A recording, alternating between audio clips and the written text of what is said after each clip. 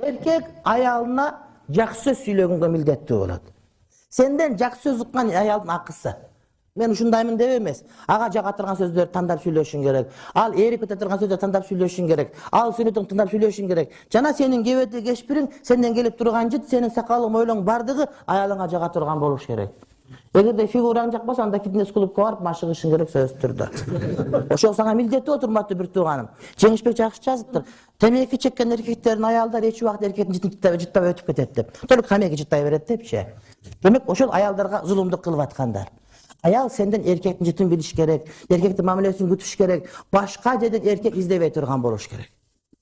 Erkektin erdelişe kürkpöt de ölüşüntüp kalaganda jüre örbeş gerek. Ayaldık emneni jakşı göret, oşoğa karata özüң ondaşın hurmatlı bir tuğan. Uşundan en köp bizge arızlar gelet.